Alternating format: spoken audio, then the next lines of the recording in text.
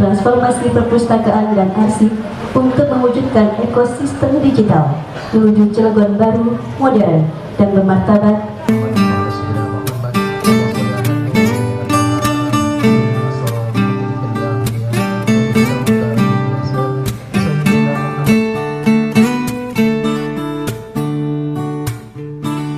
Assalamualaikum warahmatullahi wabarakatuh.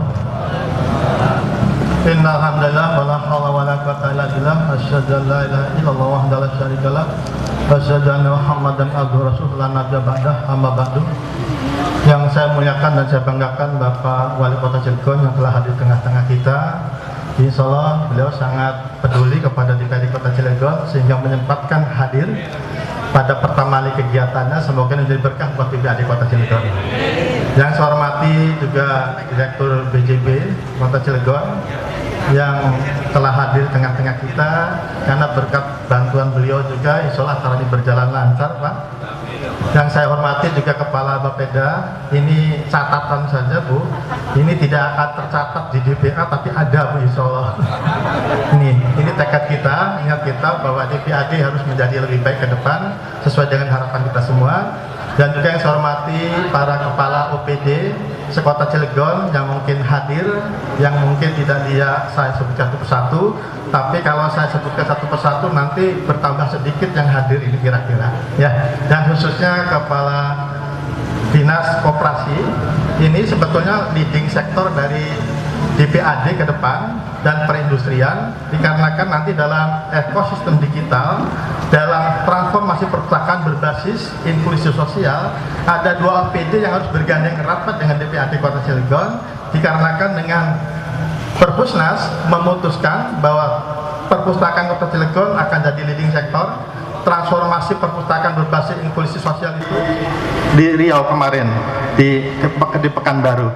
Dua rakor ini membuka mata, memberikan inspirasi bahwa ternyata Indonesia, pemerintah pusat sangat berharap kepada peran DPAD Kota Cilegon yang ada di Purwakarta, yang di Lebak, yang ada di Arsip Nasional, di Monas. Kota Cilegon perlu memilikinya. Dan ada saran saja dari para pemerhati bahwa gedung negara yang ada sekarang sebagai rumah dinas wali kota, alangkah indahnya kalau bagian belakangnya, Pak, kita jadikan diorama, bukan perkantoran, Pak.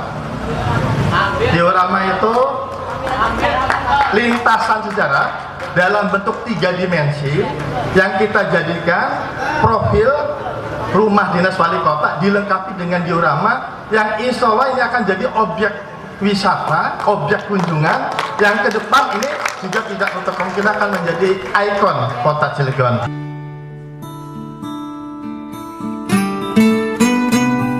Assalamualaikum warahmatullahi wabarakatuh. Hari ini di hari ulang tahun DPAD, saya menulis kisah tentang Wali Kota Cilegon dengan judul Sepasang Mata Healthy. Ini baru hanya sepenggalan kisah yang saya tulis dari beberapa media saja. Mungkin ke depan, ketika Bapak Wali Kota bersedia atau Bapak Healthy bersedia, kita mungkin bisa wawancara dan melanjutkan buku ini. Terima kasih. Berikutnya saya akan membacakan puisi. Dan tadi Pak Kadis menyampaikan akan membuat sesuatu yang besar, dan puisi ini berjudul Balada Arsad Thawil.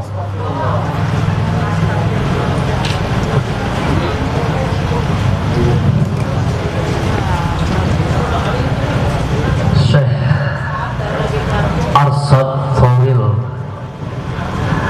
lahir di tanah Tanah, ulama warasang pahlawan negara.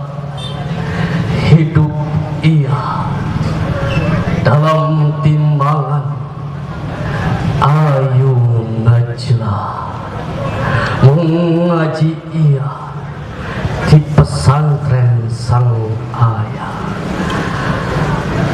Syekh Ghani membawa ia pergi ke tanah suci Mekah, membancah nafas Al-Bantani selepas menggugu ilmu an-Nawawi. Ia pulang setelah petaka Krakatau disaksikan oleh sepasang matanya penindasan, wabah dan kelaparan. Bergerilya ia dalam pertemuan ulama mengibarkan bendera jihad. Angkara murka Belanda dihadang takbir yang menyala. Geger Cilegon bergelora, tak gentar walau bedil di depan mata. Pejuang gugur di medan perang, ulama-ulama ditangkap, dalam catatan duka penuh luka. Syekh Arsyad Tawil diasingkan di Manado. Cahaya tak pernah padam, di pengasingan ia disebut Haji Banten. Ia menyala dalam risalah Islam.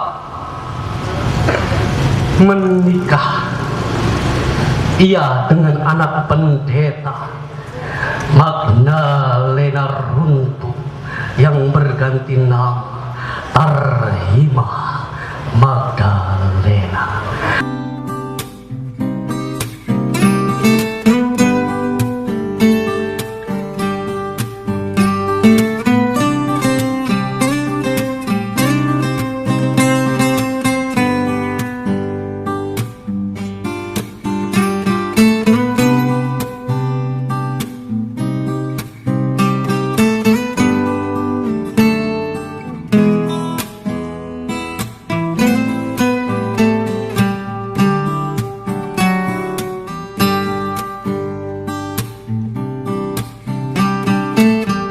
UMK sudah pasti, jadi semuanya mempunyai program UMKM Pak yang luar biasa, dan kami tugasnya menyatukan dengan DPAD membawa UMKM yang luar biasa untuk literasi digital.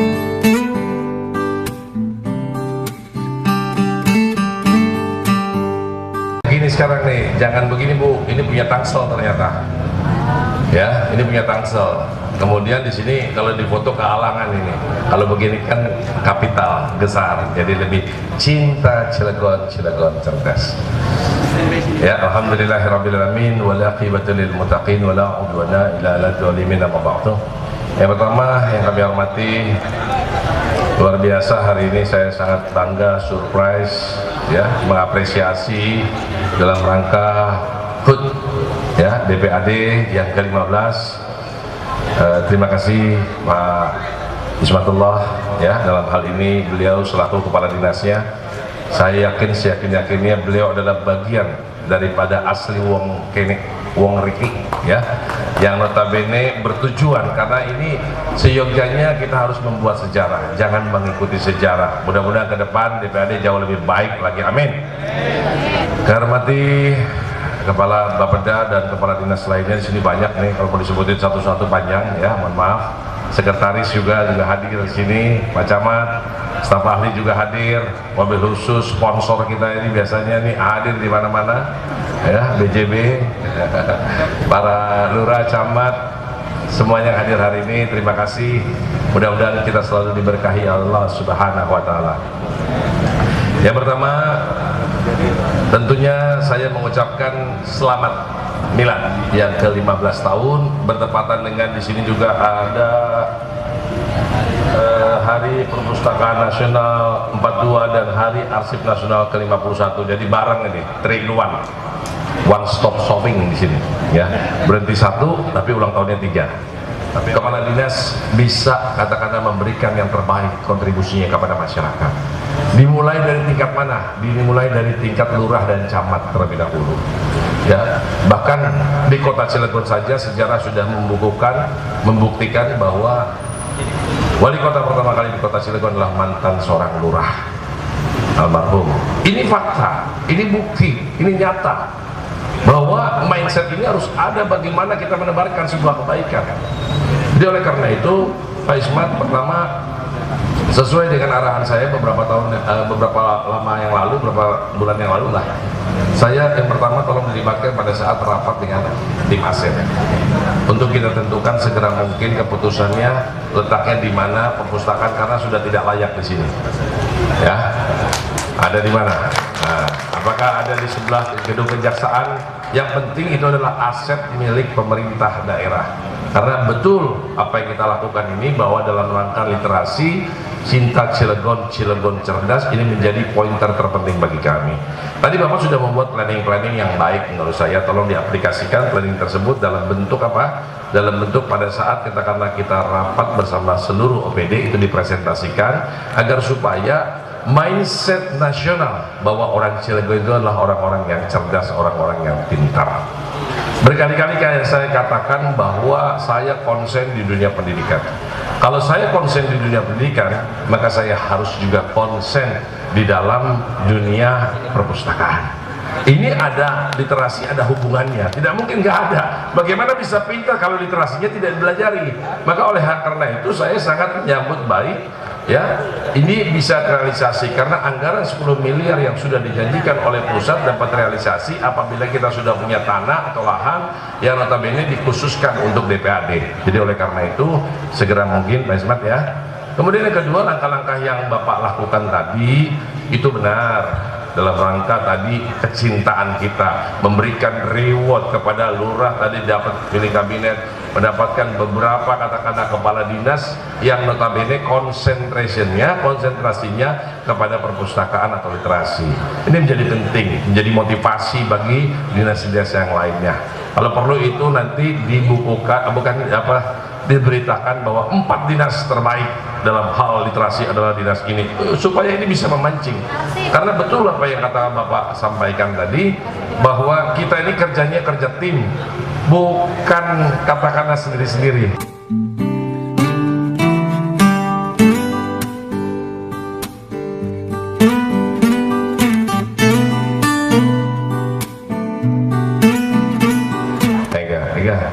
Ini tapi bukan tulisan ininya, ini diperbanyak kemarin saja. Ini saya kasih tahu sama hadirin yang hadir hari ini. Ini buku khusus untuk cerita tentang buyut saya. Ya. Ini buku diciptakan tahun 1983. Ya, oleh Haji Muhammad Yusuf Effendi. Beliau adalah salah seorang TNI, ya. TNI, terus kemudian pada saat tahun 19 di sini tertulis nggak apa-apa, di sini itu biar kamu jelas. Kenapa dia menulis tentang buku ini? Karena pada saat tahun 1945 di bulan Desember, ya, beliau menceritakan pada saat beliau hidup begini. Bung Karno begini dulu nih, pecinya dipegang dulu. Terus kemudian pada saat pertama kali pidato di Banten itu dia katakan begini. Bulan Desember 1945, Bung Karno pada awal masa jabatannya sebagai Presiden Republik Indonesia, ketika untuk pertama kalinya berpidato di Alun Serang, dalam suatu rapat akbar memulai pidatonya dengan kata-kata sebagai berikut. Wahai putra-putra Banten, tahukah kalian bahwa di Banten pernah ada seorang pahlawan besar? Siapa dia? Dia adalah Kiai Haji Muhammad Arsyad Tawil. Ini fakta.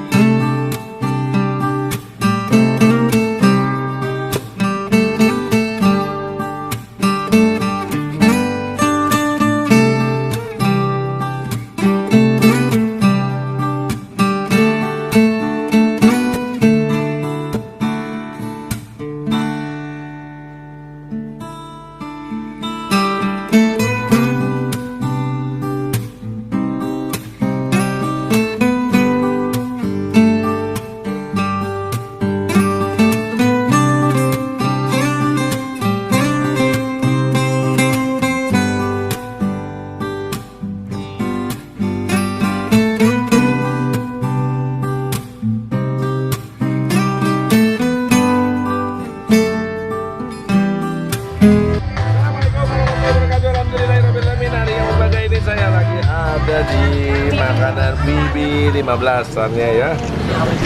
Yang masaknya sekolahnya dua kumpul luar biasa. Pinter, cerdas, cantik dan makanannya enak. Cobain ya. Mantap nih. Enak. Ini bagian dari Dimsum ini jarang kita temuin ya. Biasanya ada restoran gede segala macam, tapi di sini sekarang udah ada dimsum ala wong Cirebon. Tinggal di mana?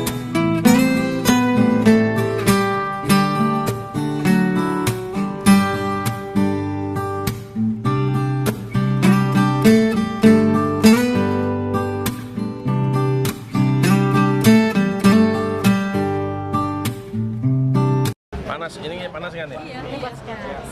Oh iya, ini keperdataan buat masyarakat. ininya gimana ya? Webnya pakai apa tadi?